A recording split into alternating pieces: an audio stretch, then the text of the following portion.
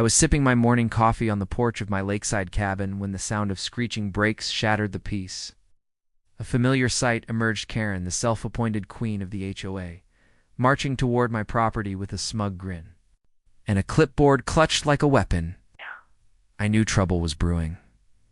"You're in violation," she announced, pointing at my yard. "Your grass is too long, and that old boat is an eyesore." I reminded her again that my cabin wasn't in her HOA's jurisdiction. I lived just outside their boundary. But Karen didn't care about facts. "Rules are rules," she sniffed, before whipping out her phone and calling the police right there in my driveway. Minutes later, a patrol car rolled up. Karen puffed out her chest like she'd just won a battle. "Officer," she said loudly, "this man is violating community standards." The officer stepped out, looked around, then turned to me. "Sir, can I see your property papers?" Handed them over without a word.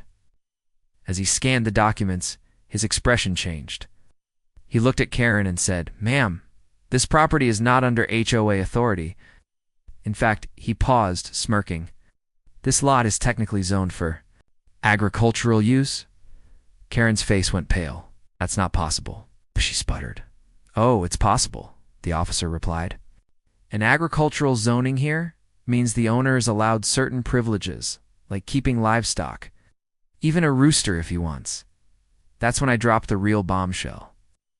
"Funny you mention that, officer. Just brought in 3 rescue goats to help with the grass problem. They'll be living here permanently." The officer chuckled. "Perfectly legal." Karen's jaw dropped.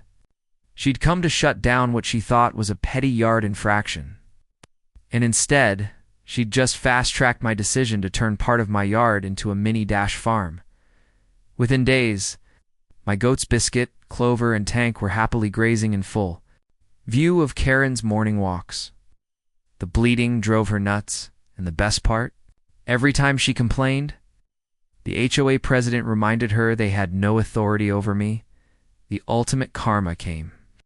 2 weeks later, when one of the goats wandered just close enough to her property line to say hello, she was so flustered she tripped over her own decorative flower pot right in front of half the neighborhood. From that day on, Karen avoided my yard completely.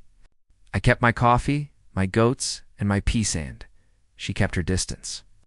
Sometimes, karma doesn't just knock, it arrives with horns and hooves. This story is just the beginning. There is so much more ahead. Subscribe to the channel to join me on this journey.